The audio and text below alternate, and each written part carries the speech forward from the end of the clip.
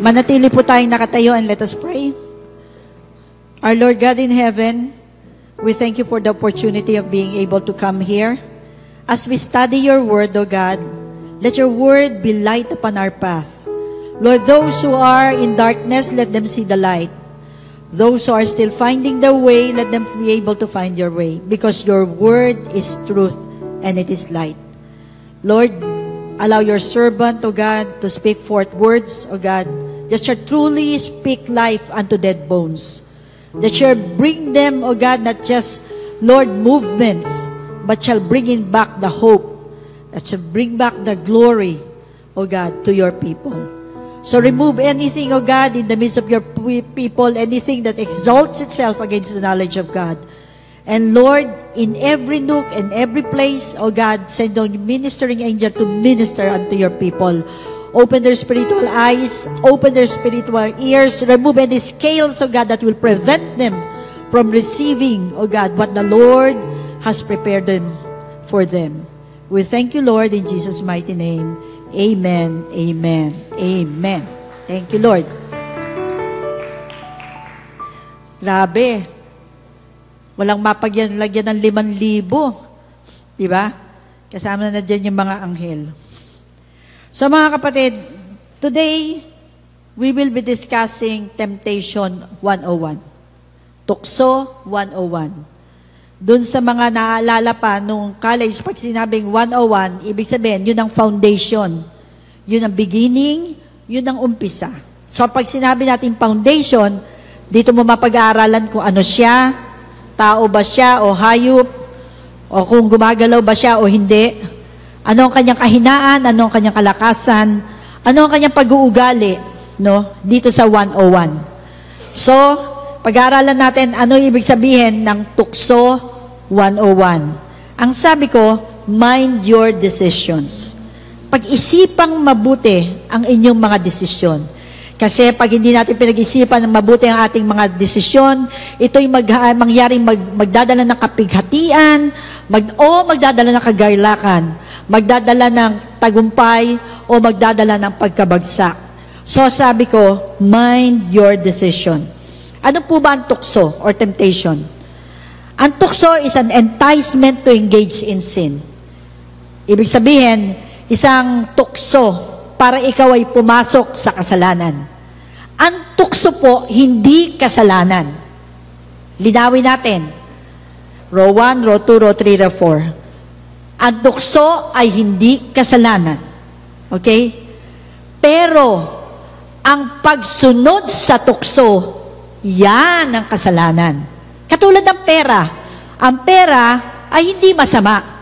Pwedeng itong mapag-aral ng mga anak mo. Pwede kang makabili ng mga kailangan mo. Pwede mong mabayaran ng utang mo. Anong masama sa pera? Ang labis na pagmamahal sa pera, yan po ang masama. Kaya ang tukso, hindi po masama. So, pag-aaralan natin yan. Kasi karamihan sa Kristiyano, pag sinabing tukso, immediately, huy, masama yan. So, and Temptation 101, ito yung mga marites. So, sinasabi ko na sa inyo, ang tukso ay hindi kasalanan. Ito ay sitwasyon na kung saan kaharap mo ang isang bagay at sinasabi niya sa iyo, be unfaithful to your God. Or, sa kabila naman, be faithful to your God. And whatever you follow unfaithfulness or you follow faithfulness, that is your free, willing decision which the Lord gave you. Kaya gagawin po natin at pinananalangin ko na bawat isa sa atin, pag alis natin dito, alam natin ano ang tukso. Palapit pa lang sa atin, naaamoy na natin siya. Palayo siya, nadidinig pa rin natin siya. So, let us continue. Ano pa?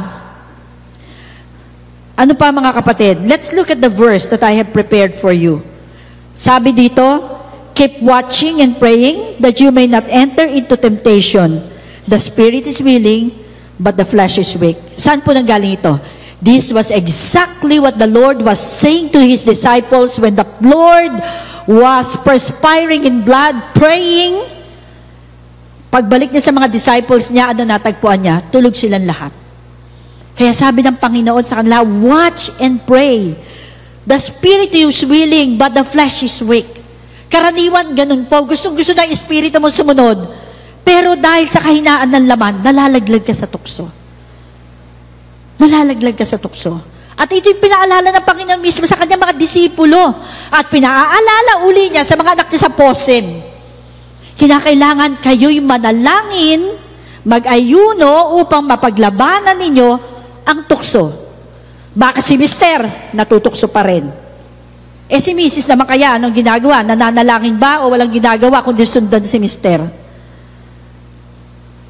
Mga kapatid, there are so many things in life that you can overcome if you bend your knees in prayer, and that is exactly what the Lord was saying. Kung siguro, nananalangin sila, baka siguro hindi na kailangan tanggalin o pilasin yung tenga, no, ng sundalo na kukuha sa Panginoon. At hindi na masasabihan ng kanyang disipulo, "Get behind me, Satan." Why? Because he was prepared. He prayed. Diba? Pero anong nangyari? The disciples were asleep. Tayo kaya, mga kapatid, saan tayo matatagpuan? Natutulog o nananalangin?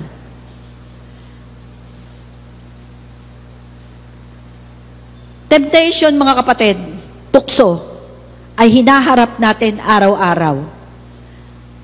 Kristiyano man o hindi. Paggising mo pa lang no? Paggising mo pa lang, nakita mo yung pitaka ni Mister nandun. Ang tagal-tagal niyang itinatago, tukso na kaagad yun. Sisilipin ko kaya o hindi?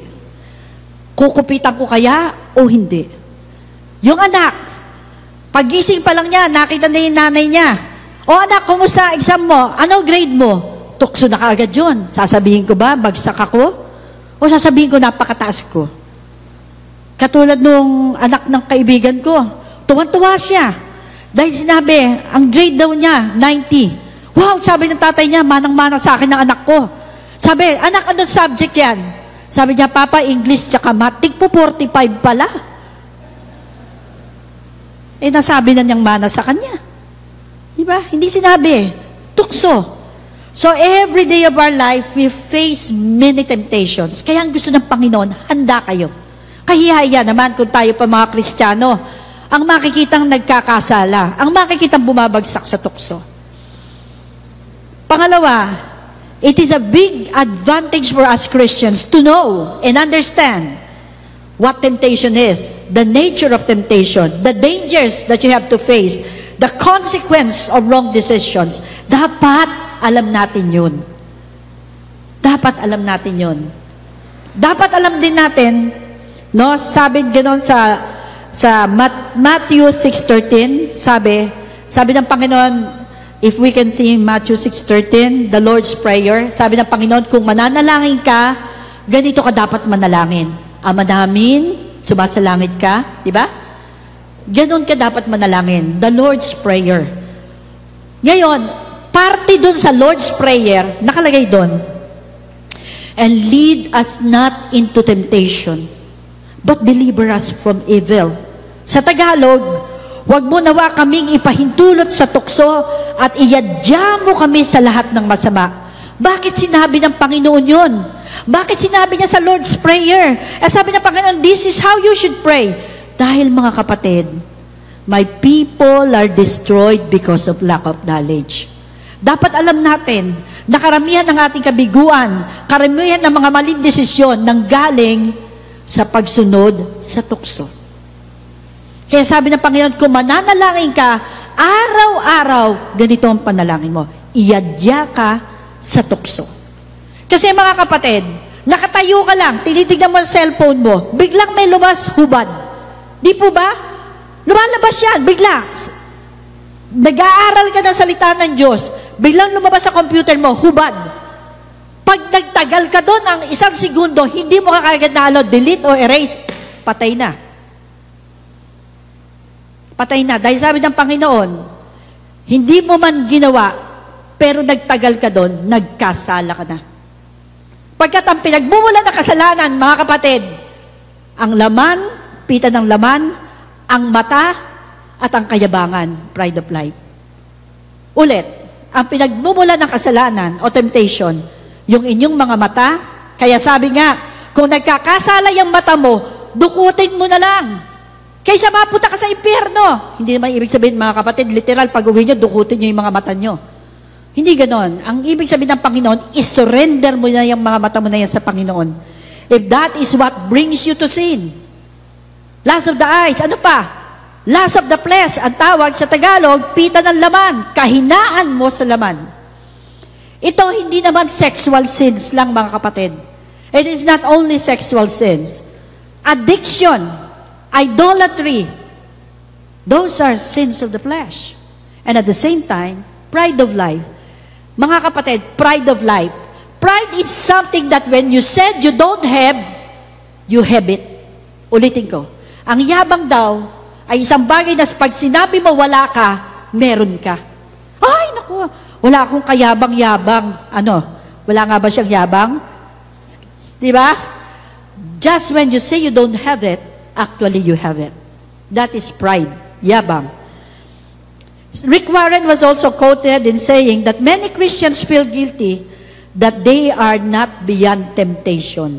Many Christians. Naku, hiya ako sa Panginoon. Bakit? Napakahina ako sa mga ganyang pagsubok. Napakahina ako sa mga ganyang mga temptation. Mga kapatid, even Jesus was tempted. Hello? Even Jesus was tempted. Kaya wala kayong dapat ihikahiya. Ang nakakahiya kung bumagsak ka sa kasalanan. Ang nakakahiya, remember, when Jesus fasted for 40 days and 40 nights, temptation came in.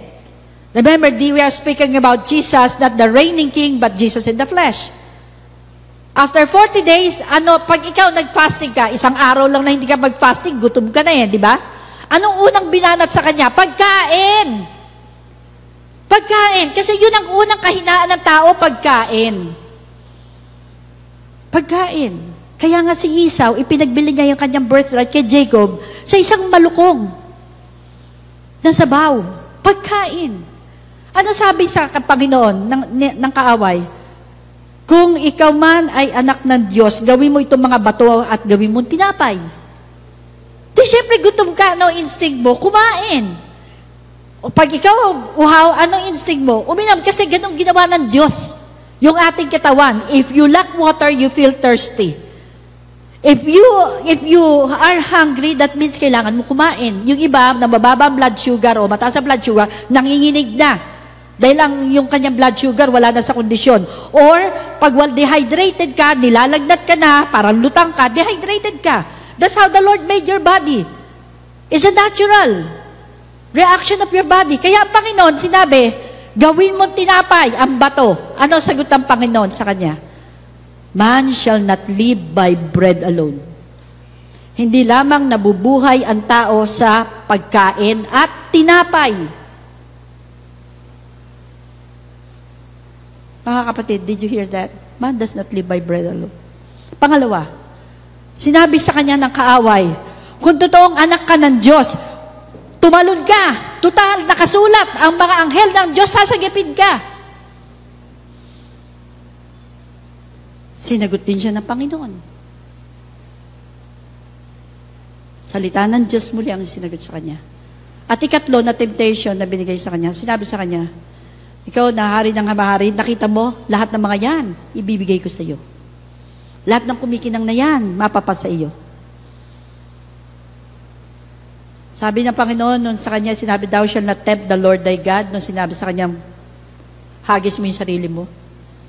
Pangatlo, nung sinabi sa kanya, lahat ng mga nakikita mo, pride of life, I will give it to you if you will worship me. Ano sagot ng Panginoon sa kanya? You only worship the Lord your God. Not mammon. Ano po ang ginawa ng kaaway? Umalis na. So mga kapatid, yung pala ang dapat nating gawin. Napakasimple. Tinuro sa atin ng Panginoon. It is the Word of God that you should be able to use so that the enemy will flee from you. Salita ng Diyos.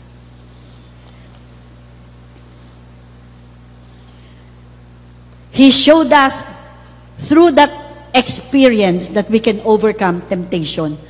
Kung tutusin mga kapatid, because Jesus was tempted, May reason. Ano reason? Sabi nila, Jesus tempted me. Marites number 2, Jesus does not tempt you. Jesus do not tempt you. Jesus cannot do transactions with devil. Pangalawang marites, Jesus does not tempt you. The temptation comes from your weak flesh, ang kahinaan ng iyong laman. Doon nang gagaling ang temptation at hindi sa Panginoon. The Lord will allow temptation, but the Lord will not tempt you. Fosim, did you hear it? The Lord will not tempt you. Mga kaibigan, nadinig nyo, hindi kayo itetempt ng Panginoon. Kaya, pag nagkaroon kayo ng isang sitwasyon sa inyong buhay na sinisisi ninyo ang Panginoon kasi, mali yun mga kapatid. Isang malaking kasalanan na gawin natin yon. Because the decision, remember, the Lord gave you free will. You decide whether I do this or I do that. Whether I be faithful, whether I be unfaithful. It is your decision. It is your decision. Kaya pag merong ganon, ibabalik nyo kagad sa kanya, kapatid.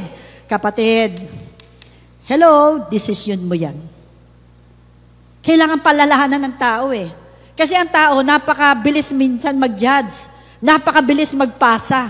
Kaya paalalahanan mo yung kapatid mo. Hello, sabi mo nga dyan sa kaliwa mo, kapatid, decision mo yan. Diba? Sabi mo sa kanan mo, kapatid, decision mo yan. Kaya, kung imbes sa simbahan nagpunta, tapos pag uwi sa bahay, nadukutan siya, tapos sisisihin ng Panginoon, sabi, pinarusahan ako ng Diyos kasi hindi ako nagsimba. Ano ang sagot natin? Kapatid, decision mo yan. Maliwanag po. Marites number 2. We will never outgrow temptation. Itong kantang to, popular na popular sa ating mga Pilipino. O tukso, layuan mo ako. Diba? Grabe, nag-golden hit dito si Imelda Papin. No? Part of that song goes, halatang-halata na yung mga may edad dyan. Sabi sa awitin, tapat ang puso ko at hindi magbabago. Pakinggan nyo mabuti ha. Tapat ang puso ko at hindi magbabago, pagkat ang pag-ibig ko ay laging sa'yo. Hindi na magbabago ang puso niya, laging sa'yo ang pag-ibig ko. Huwag sanang mangyari matukso ako ng sandali. Mantakin nyo, sandali lang pala. Hindi daw siya magbabago, pero matukso lang ng sandali. Pagkat tukso ay madaling mangyari. O tukso, layuan mo ako.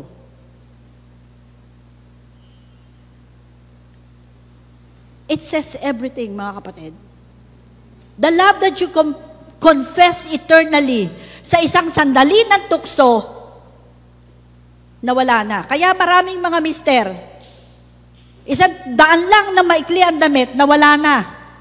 Yung pagmamahal sa misis. Tapos sasabihin, tukso, layuan mo ko. Hindi ka lalayuan yan, mga kapatid. Kasi nga, ang objective niya, malungo ka. Ang objective niya, magkasala ka. Bakit ka lalayuan? Kaya, Marites number 3, ang tukso, hindi ka lalayuan. Kailangan, ang tukso, paglabanan. Kalabitin mo nga dyan yung nasa harap mo, kapatid, paglabanan daw. Yan, paglabanan. Kaya, bago umalis ang anak papuntang eskwela, anak, paglabanan mo kung ano man yan. Si Mrs., pagpunta sa palengke, paglabanan mo. Paglabanan mo daw, sobrang gastos, aray. Paglabanan mo. At hindi rin pwedeng sabihin, tukso, layuan mo ako. Because you will learn later on that God has a purpose for allowing temptation to happen. God has a purpose. So when Jesus was tempted, God had a purpose. Why? Because he had to show his disciples that they were living in the flesh at that time instead of praying so that they will be preserved. God was saying to his people, I have overcome, and therefore you can overcome. You can overcome. Temptation 101. Alam niyo mga kapatid, maraming mga anak ng Diyos ang POW. POW. Prisoners of war? No. Prisoners of your weaknesses. Prisoners of your weaknesses. Mga, ano ba yung prisoners sa Tagalog? Mga bilanggo ng sarili ninyong kahinaan. Kahinaan sa pagkain, kahinaan sa laman, kahinaan sa sugal, kahinaan sa alak, kahinaan sa chismis, lahat ng klase ng kahinaan. Marami sa atin, bilanggo. May dumaan lang, nagawan mo na ng kwento. May dumaan lang hindi mo kakilala, nagawan mo na ng kwento. At yung kwento na yon, meron pang conclusion. Kahinaan, mga kapatid, na hindi dapat nangyayari sa ating mga Kristiyano. Now, pag-alalan natin, characteristics of where is it coming from? Temptation 101. Saan nanggaling? Number 1, pinag-aralan natin, di ba? Lust of the eyes, pita ng mata. Pangalawa, lust of the flesh, pita ng laman. Ikatlo, pride of life, yabang.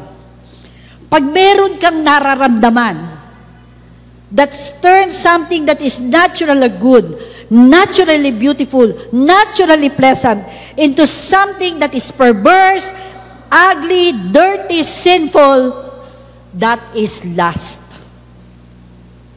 That is lust. Yung mga bagay na kaaya-aya, bagay na nakatanggap-tanggap, bagay na ikinasisiya, pag ito ay naging salungat, yun mga kapatid, ang pita. Is lust. Because lust is a feeling that is naturally driven by worldly desire. Gusto yung kotse na yan, gusto ko yung damit na yan, gusto ko yung trabaho na yan, gusto ko yung asawa na yan, asawa ng kapitbahay mo, gusto ko rin yan. And the best tool that Satan used against the people of God, yung tatlo, pita ng laman, pita ng mata, at kayabangan. Naintindihan na po natin kung saan nanggagaling? Saan? Sa mata? Ha? Saan susunod? Sa laman? At saka saan? Yabang. Tatlo lang yon. Wala ditong binanggit kay Jesus galing. Walang binanggit. Kaya kung alam na ninyo kung saan nanggagaling, katulad nung nag-COVID tayo, dito, nagkaroon ng COVID dito sa ating bansa, saan nanggagaling? Sabi, virus. Pag meron daw umuubo, kailangan magtakip ka agad, baka may dala-dalang virus. So, alam natin kung saan nanggagaling, kaya we knew how to protect ourselves.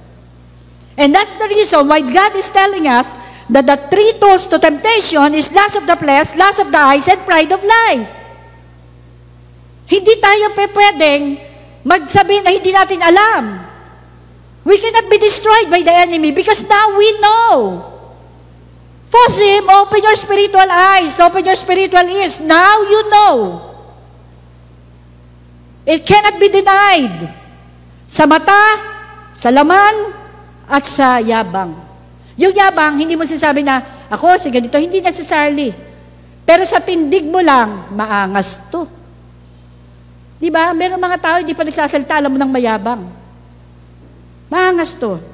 So those are the tools that the enemy uses against the people of God. In James 1:14 and 15, James 1:14, 15, it says, but each person is tempted when they are dragged away by their own desire. Then when desire has conceived, it gives birth to sin, and sin, when it is full grown, brings forth death. Kamatayan. It can be a physical death, it can be a spiritual death. Sa Tagalog po, Natutokso ang tao kapag siya'y naaakit at nagpapatangay sa sarili niyang pagnanasa. Kapag ang pagnanasang iyon ay naipaglihi, nanganak ito ng kasalanan, at ang kasalanan naman kapag malaki na, ay nagbubunga ng kamatayan. Kamatayan ng buhay o kamatayan ng relasyon mo sa iyong Panginoon. Pag-aralan natin ng pahapyaw, kasi po ito'y magiging mensahe iisa-isahin ng ating mga speaker sa mga susunod na linggo. Kaya wag po kayong mag-a-absent. Kasi yung sa akin, patikim lang. Kasi 101 nga introduction, di ba? Kung gusto nyo magpakadalubhasa, umattend po kayo linggo-linggo at wag po kayong mawawala dahil talagang tuturuan kayo dito kung paano paglabanan. Ang lust of the flesh po, o pita ng laman, they are physical obsession outside the boundaries of God. Katulad po, yung physical intimacy is not bad. God uses it to multiply people. God uses it to express emotion. But if you do it outside the boundary of marriage, then that is bad.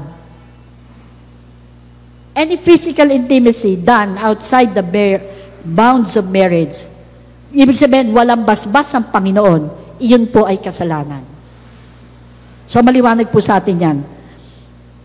Example ng pita ng laman, which will be discussed much better again ng mga susunod na speakers natin, katulad po ng adultery, pangangalo niya, homosexuality, physical violence, alcoholism, idolatry, gossiping, and drug addiction, at marami pang iba. Ito po yung example ng lust of the flesh. Ang susunod naman po, lust of the eyes, no? It is a sinful desire to possess everything according to how you see it as nice and beautiful to be your own. Kahit na hindi mo kaya, bibili ka ng damit. Kahit na hindi mo asawa, liligawan mo. Kahit na hindi mo kaya, kakayanin mo. Yun po, ayaw ng Panginoon yun. Example, Genesis 3:6, si Eve. Sabi po ni Eve, so when the woman saw that the tree was good for food, that it was pleasant to the eyes, kinain niya. So ibig sabihin, nakita niya. Hindi niya naamoy, hindi niya napisa. Nakita niya. Nakita niya na ito ay kaakit-akit at pwede palang kainin. Dahil sabi ng Diyos, hindi mo dapat kainin yan. Pwede pa naman pala eh. Kinain niya. Nagkasala siya. Pangalawa, si Achan. Sa Joshua 7:21, it was again the eyes. When I saw among the spoils a beautiful Babylonian garment, I coveted them and took them. Nakita niya. Pinagnasaan niya. At alam naman po natin, ang kasunod dito. Si Achan, kasama ng mga anak niya, kasama yung misis niya, kasama yung mga katulong niya, kasama ng lahat ng kanyang pag-aari, pati po mga hayop, ano po ginawa? Pinalabas sila at doon sila pinagbababato hanggang sila ay mamatay. Dahil lang sa nag-imbut siya sa konting pananalapi at mga ibang klase ng tela. Hanggang ngayon po, sabi sa banal na kasulatan, yung bato na pinagpatong-patong kung saan sila buong pamilya pinagpapatay, hanggang ngayon nakatayo pa rin. Monumento ng pagpapaalala sa mga anak ng Diyos na kung mayroon mang bagay na hindi sa iyo, hindi mo dapat pagnasaan. Ikatlo, si David at Bathsheba, eyes uli. And he saw a woman bathing, 2 Samuel 11:2-5. Then David sent messengers and took her, and the woman conceived. Alam din naman po natin ang nalaman nangyari dyan. Namatay, nabuntis si Bathsheba, namatay. Hindi lang po yung anak nila, pati si Uriah namatay. At dahil dyan, ang sumpa sa lipi ni David ay hindi na nawala. Bakit? Sa kanyang kahinaan sa mata at sa laman. So mga kapatid, other forms of lust of the eyes is envy, Greed, hoarding. Parang gusto mo to sa iyo to, gusto mo to sa iyo to, gusto mo to sa iyo to. Kahit na hindi naman, kahit na ang liit sa iyo, sabihin, ma, paano magkakasya sa iyo? Small. Ay, papayat din ako. Ma, XL ka eh. Di ba, papayat din ako. Basta nagustuhan lang. Last of the eyes, mga kapatid. And lastly, the pride of life. The pride of life. Sabi ko nga, it is something that you say you do not have, but once you say you do not have, you already have it. Yung pagyayabang kung anong meron ka. Pagyayabang kung ano naabot mo. Pagyayabang kung sino mga kakilala mo. Lahat na mga ito ay nagdadala ng yabang sa tao. Sabihin, kapitbahay namin si Mayor. Ang tanong, kakilala ka ba ni Mayor? Di ba? Actually, ano yan, kapatid ng hipag ng pinsan ko. Kakilala ka ba? Baka nga yung pinsan mo, hindi ka kakilala. Sa mga kapatid, yung mga ganong klase ng attachment sa mga bagay na material, sa mga bagay na mayroong posisyon, that's pride that brings these things to pass. Yung mga sense of entitlement na dahil sa anak ka ni mayor, anak ka ni governor, anak ka ni barangay chairman, anak ka ni konsehal, no? Anak ka ng teacher mo, meron kang sense of entitlement. Bakit? Anak ako ng teacher Di ba? Kaya sa mga plaka nakalagay, doctor, kung sino lawyer, kung sino, di ba? Naglalagay ng mga ganyan. Kasi para bang pag meron kang ganun, parang pag dumaan ka sa traffic, dapat padaanin ka na kasi doctor ka Di ba? O kaya pag pumarada ka sa illegal, pwede na rin kasi doktor ka di ba? Yung mga ganong mga it brings pride sa atin mga kapatid. And it also gives us a false illusion of self-sufficiency. Yun ang masama Sa kakaganon mo, sa kagaganon mo, akala mo dadating ang pagkakataon, hindi mo na kailangan ng ibang tao. Hindi mo na kailangan ng ibang tao. Mga kapatid, alam niyo ba yung kwento na sabi, ang pinakamalapit sa iyo, hindi yung kapatid mo. Hindi rin yung tiyo mo, hindi rin yung magulang mo, ang pinakamalapit daw sa iyo, kapitbahay mo. Bakit? Kung nagkaroon ng aksidente, sino unang hihingi ng pupunta sa iyo? Hinihintay mo ang tiyo mo? Hinihintay mo ang tatay mo? Hinihintay mo yung kakilala mo mayor? Sino? Kapitbahay mo. Pero sino kadalasan na kaaway natin? Kapitbahay, di ba? Kaya ipinapakita dito sa atin ng Panginoon, mga kapatid. May mga bagay sa mundo na kailangan palitan natin yung ating punto ng pag-iisip. Sabi ng Panginoon, renew your mind. Renew your mind. Ang unang tutulong, kapitbahay mo, kung meron ka mang nilirigaluhan dapat ng ulam, hindi yung misis ni Mayor, misis nung kapitbahay mo. Sabi sa Psalms 10:4, in his pride, the wicked man does not seek him. In all his thoughts, there is no room for God. Sa sobrang yabang, parang wala ng lugar ang Diyos.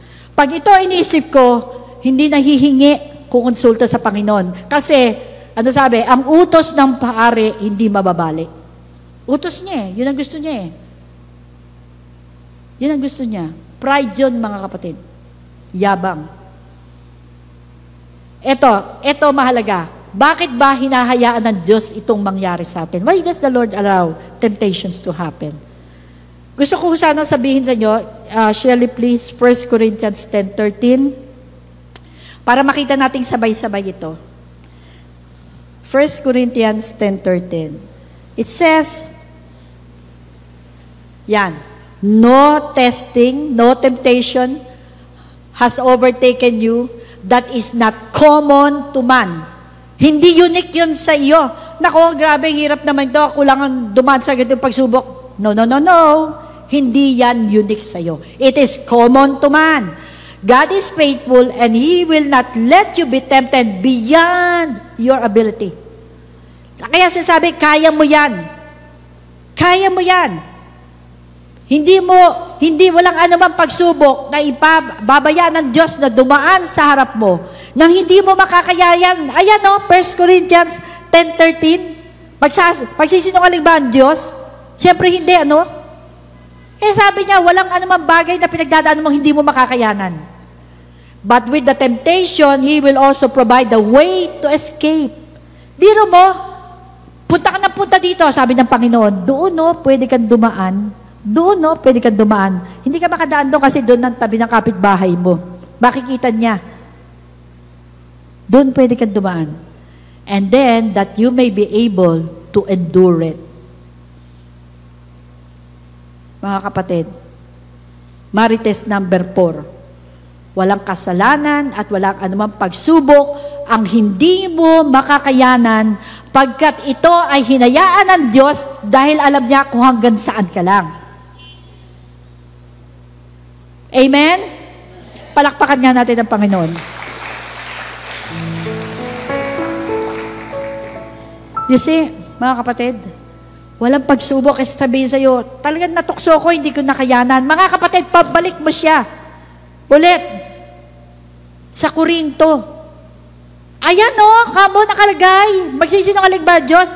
Kaya tandaan nyo na yan, favorite verse nyo na yan. 1 Corinthians 10:13. Walang anumang pagsubok, ang unique sa'yo. Walang anumang pagsubok, ang binayaan ng Diyos na hindi mo makakayanan. Walang anumang pagsubok, ang hindi ka binigyan ng Panginoon ng exit. Pag ikaw nagtatayo ng building, hindi pwedeng walang exit. Tama ba ako, Brother Bing? Brother Matthew? Brother JD? Hindi pwedeng walang exit or else hindi kayo pwedeng patirahin doon. Lahat may exit. Ganon din ang Panginoon.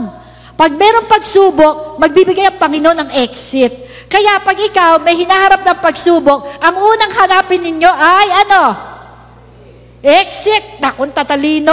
Kayo, mga kapatid, anong unang hanapin nyo? Exit. Kasi nangako ang Diyos, you may be able to endure it because He will also provide the way to escape. Amen? Napakabuti talaga ng Diyos sa atin. Palakpakan natin ang Panginoon. Ngayon naman, bakit Temptation 101, bakit inaalaw ng Diyos na magkaroon tayo ng pagsubok? Number 1 is to re-examine our commitment to God. Para sa sarili mo, makita mo kung gaano ka committed sa Panginoon mo. Katulad ng tukso, inialay niya ang pag-ibig niya.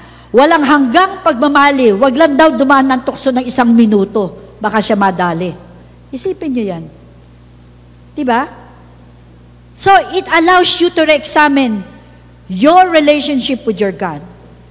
Lord, I have committed this to your sanctuary. Tapos biglang may gadget na ibinebenta, na yun talagang gusto mo na hindi mo kaya. Ngayon, meron ka na, kaya lang na-commit mo sa Panginoon. Gadget ka. Diba? Na-commit mo sa Panginoon, paano na yan, Lord? Paano na yan? It allows you to examine yourself. Do I do what the Lord wants me to do? Do I give to the Lord what the Lord deserves? My time, my talent, my money, my resources, o upo lang tayo dyan. At nag-announce ito, kung meron po dyan, meron nangangailangan po tayo, and you know you have it, but you decide to keep it. How committed are you to God? It allows you to review your commitment. Remember, mga kapatid, ang kasalanan, unang-muna, aakitin ka. First step, you will be tempted. Ang second step, they will deceive you. Hindi. Okay lang yan. Hindi. Kaya mo yan. Hindi. Yan ang pinakamura eh. They will deceive you. And then, 3, if you are already in, sabi, the foothold becomes a stronghold, then you die. Physically or spiritually. Yun ang step. Step by step. So, it allows you to examine yourself. Mga kapatid, ang kailangan dito pag ganon, you have to submit yourself to God. Sabi nga sa 1 Peter 5:6, therefore, humble yourselves in the mighty hand of God, that He may exalt you in due time. At ikatlo, you resist the devil. Resist the devil, sa Ephesians 6:11, and he will flee from you. Pangalawa, why does the Lord allow temptation? Aside from re-examining your commitment to the Lord, it's a way of training you and disciplining you to grow more in godliness. Yun naman pala Tinetrain ka ng Panginoon. Kasi, anumang bagay, na gusto mong malaman, kung bibigay o hindi, kailangan subukin. Tama po ba? Kung gusto mong malaman, kung matibay yung pinggan, ikakatok-katok mo. Diba? Matibay ba to? Diba? Kuminsan nga, ibabagsak mo pa Matibay nga pala. Diba? It the same way, mga kapatid, noong pag tinetest nila, ang tinatawag natin Manila hemp o abaka, kasi ginagamit po rin yan sa mga barko dati, no? Ang Manila hemp natin, ibinababad nila sa tubig. Hindi lang basta tubig, salt water. Kasi marami pong bagay, kahit na bakal, pag tinamaan ng kalawang, nasisira. So, yung hemp o Manila hemp o abaka, they test it in water. At saka nila, hihilahin on both sides to test its tensile strength. Kung makakapasa. So, walang anumang bagay, mga kapatid, ang hindi mo pagdadaanan para matest mo kung hanggang saan ka. Hanggang saan mo mahal ang Diyos. Hanggang saan ka katapat sa Diyos. Hanggang gaano mo kamahal ang asawa mo. Gaano kamahal mo ang gawain sa simbahan. The Lord allows you to be tested in order for you to grow. Di ba, yung mga estudyante nagtetest, pagkatapos, pag nakapasa sila, grade 2. Pag nakapasa sila, grade 3. Kasi na-test mo ang kanilang kakayahan. Ganun din po ang tukso. Yun ang function ng tukso. I-test kayo. Itong anak ko, faithful sa maliit na bagay. Hindi po ba testing yon? Faithful sa maliit na bagay, kaya ko na siyang bigyan ng mas malaki. Hindi po ba testing yon? Sabi ng Panginoon, kung ikaw ay tapat sa maliit na bagay, bibigyan ka niya ng mas malaki. Testing yun. So, when you go through temptation, it is not a curse. You always ask God, Lord, why am I in this situation? Hindi ka agad sabihin mo, Lord, alisin mo ko sa kalagitnaan ng temptasyon na to. Alisin mo ko, Panginoon. Hindi. Ask God, why am I here?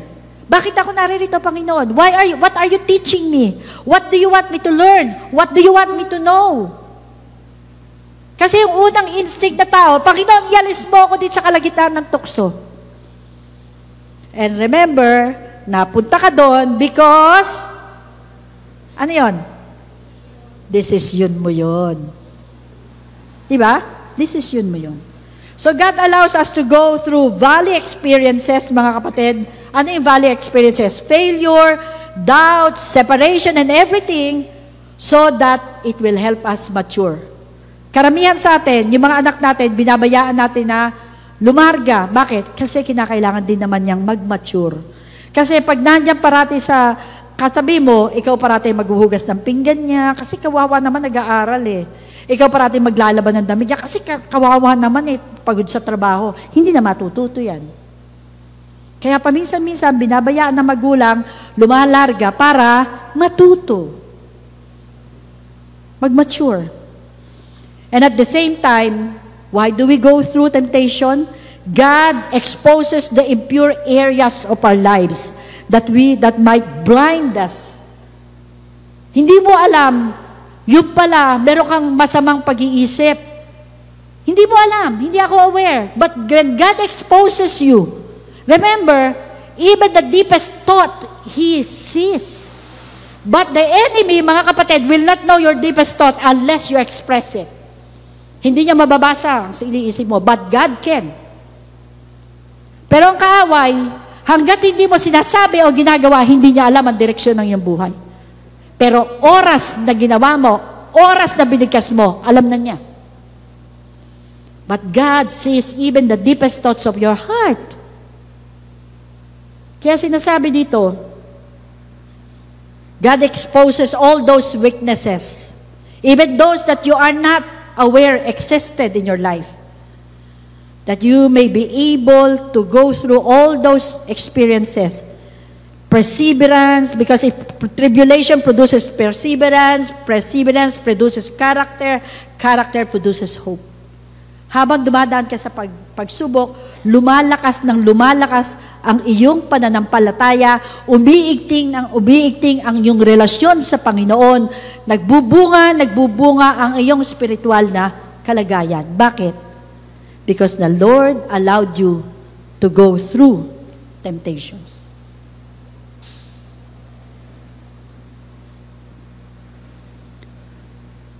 And at the same time, temptation strengthens us to overcome future testing. Kasi mga kapatid, tayo na rin ang makapagsabi, pasama ng pasama ang panahon. Amen? Dati, ang patayan, nagsaksakan, nagbarilan. Ngayon, hindi na eh. Tinanggalan ng mata, tinanggalan ng kamay, tinanggalan ng paa, yung bata nakita doon, yung paa nakita doon. Grabe na. Pati nagtitinda ng balot, hindi na nakakalusot, naho-hold up na rin. Grabe na ang krimen ngayon. Kaya sabi ng Panginoon, itong mga temptasyon na pinagdadaanan mo, inihahanda kita, anak, sa mas maigting na mga pagsubok sa kinabukasan. So that yung faith mo lumakas, so that yung spiritual strength mo maging mas matatag, so that yung flexibility mo to persevere under stressful situation, lalong gumanda. Kung ang pagsubok mo lang, hindi ka binibigyan ng nanay mo ng dagdag na baon, ano sa tingin mo? Lalakas ka ba? Kung ang pagsubok mo lang, hindi nalaban yung uniforme mo, sa tingin mo, lalakas ka ba? Hindi. Hindi. Kaya you allow your loved ones to go through, just like the Lord Jesus Christ. Remember, He gave His life to you, but He allows you to go through temptation because He loves you.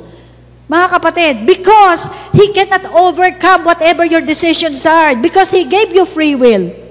Kahit na alam niya na hindi mo kakayanin, dahil binigyan ka ng Panginoon na free will, hindi niya pwede sabihin sa'yo, huwag mong gawin yan, basama yan. But, the Lord gave you the Holy Spirit, diba? The Holy Spirit, your teacher, your comforter, your guide. Kaya nga sabi ng Panginoon, papatawad niya ang anumang kasalanan except the sin against the Holy Spirit. Because last bastion mo na yan eh. Ang banal na spirito. Kaya mga kapatid, hindi kaya ng Panginoon i-overtake ang decision mo. Pag ang banal na spirito hindi mo pa sinunod, ano sabi? Ang katapusan mo ay kamatayan. Kamatayan. Remember, when David had a chance to kill Saul, alam naman po natin yan, memoryado ng posim yun. Sabi ng mga kasamahan niya, at ng mga general niya, patayin mo na. Kaya yan dinala sa kuweba, nag-iisa, yung mga sundalo niya nandun. Dahil gusto ng Diyos, parusahan mo na siya sa lahat na mga dinaanan mo dahil sa kanya. Biro mo, very tempting. Nandun si Saul, umiihi sa kuweba, nag-iisa. Ang mga sundalo nandun, bago nila malaman, patay na, nakalayo na sila David. Ano sabi ni David? I will not touch the Lord's anointed.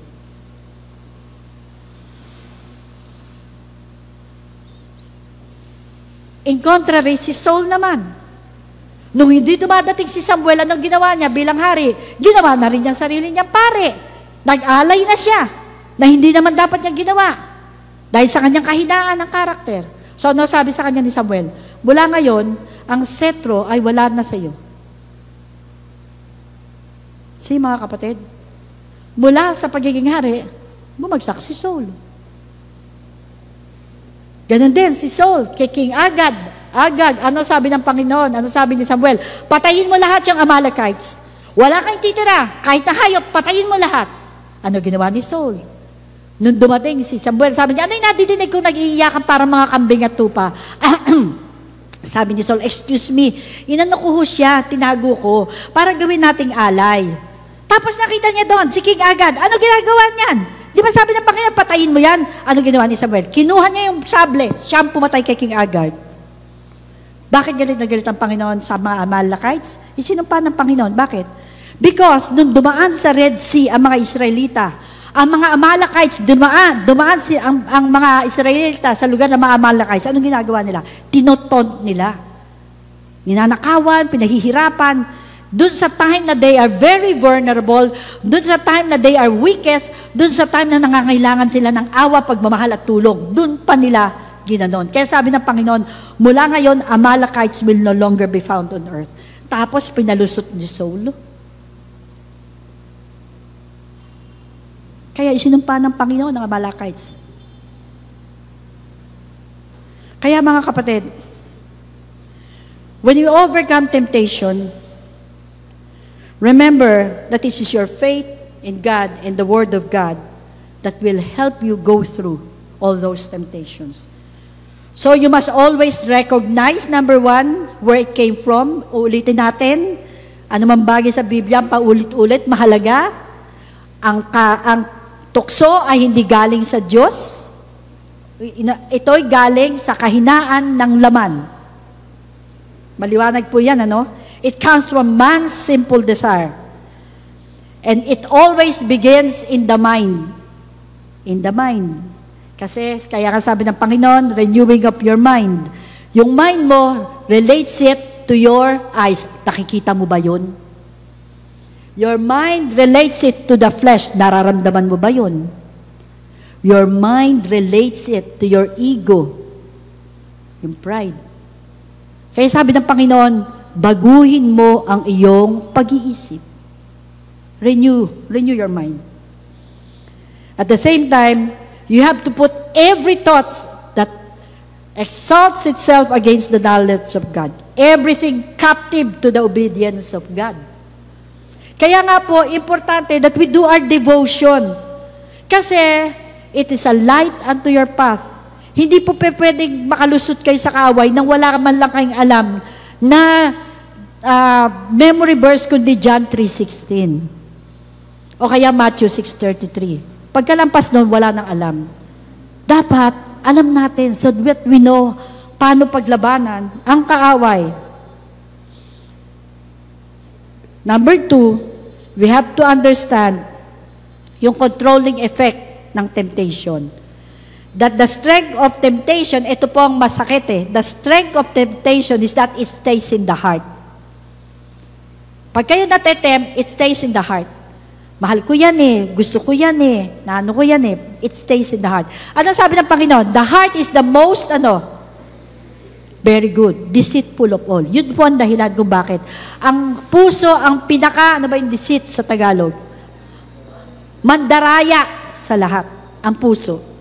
Sasabihin ng puso mo, kaya mo yan. Sasabihin ng puso, mahal mo yan. Sasabihin ng puso mo, iwanan mo na yan. Puso. Kaya nga sabi nila, yun daw ang reason kung bakit nilagay yung ulo sa ibabaw ng puso. So gagamitin mo yung ulo mas madalas kaysa sa iyong puso. That's why you have to use your head more than your heart in making decisions. And we must always remember that as Christians, we don't move by emotions. We move by faith and obedience to the Word of God.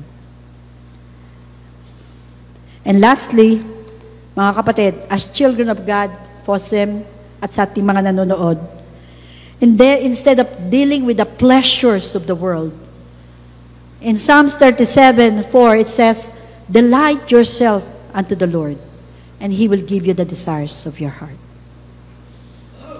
So trust completely only in the Word of God to carry you all the way out, the exit, only the Word of God. So FOSEM, mind your thoughts because they become your words. Kung ano iniisip mo, yun ang sinasabi mo. Mind your words, yung mga salita mo, because they become your decisions. Kung ano sinabi mo, yun ang tinatayuan mo. And mind your decisions because they become your destiny.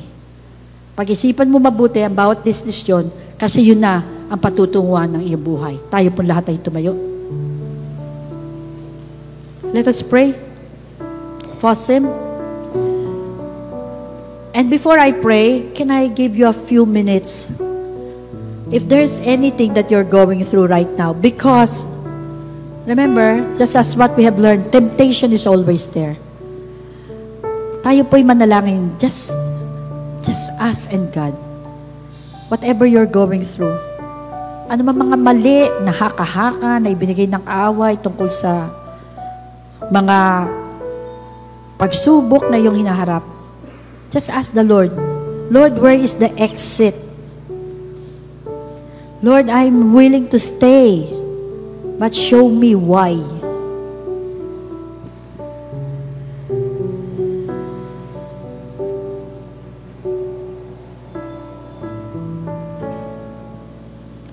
Tayo po'y manalangin. Mahal naming Diyos na tapat at hindi nagbabago noon, ngayon at magpakailanman. Maraming salamat, Panginoon, pagkat muli sinariwa mo, pinaalala mo, itinuro mo, Panginoon, ng mga iba't ibang klase ng temptation, Panginoon, ay kaya namin, Panginoon. At ito'y pinadadala mo hindi upang kami malugmok sa kasamaan, kundi lalong lumakas, kundi lalong tumibay, kundi para lumago, Panginoon. Pagkat ang nais mo, kami maging mananagumpay. At Lord, ang kaakibat nito, Panginoon, ay mapagtagumpayan ang kani-kanya naming mga pagsubok. Lord, alam namin na ang desisyon ay amin, Panginoon. Kaya Lord, hinihiling namin na patuloy ang banal na Espiritu ay maging mapangunawa at papasensya sa mga mali-mali naming desisyon. Maging mapangunawa, Panginoon, kung kami man minsan, Panginoon, ipinagigiitan ang mali sa aming buhay. Maraming salamat, Panginoon, at ang banal na Espiritu, hindi kami iniiwan, Panginoon. Kaya Lord, sa lahat ng aming kayabangan, sa lahat ng aming kahinaan sa laman, Panginoon, kahinaan namin din, Panginoon, sa mata, Lord, patawarin mo kami. Nais namin, Lord, maging mabuhay na matahimik at mananagumpay. At ipinakita mo ngayon, Panginoon, na iyong salita at paghawakan ng iyong pangako ang tangi lamang solusyon, Panginoon, upang mapaglampasan ng aming anumang pagsubok na ipinangako mo, Panginoon, kaya namin gawin. Marami po salamat sa magandang halimbawa na ipinakita mo, Panginoon, na kinaya mo, kaya makakayanan din namin. Pagpalain mo ang bawat lalaki at babae na naririto, naging katalinuhang makalangit nawa sa kanila ang mga salitang binigkas ng iyong mga anak. Ano man bagay, Panginoon, ang hindi ko nasabi, nakulangan, Lord, ipaliwanag mo sa kanila sa kanilang devotion. At hinihingi ko ng tawad kung ito man ay hindi ko nagawa. At Lord, dalangin ko, Panginoon, na patuloy kang makakasama nila, Panginoon. Saan man sila dadako, Panginoon, sa matamis na pangalan ni Jesus. Amen, amen, amen.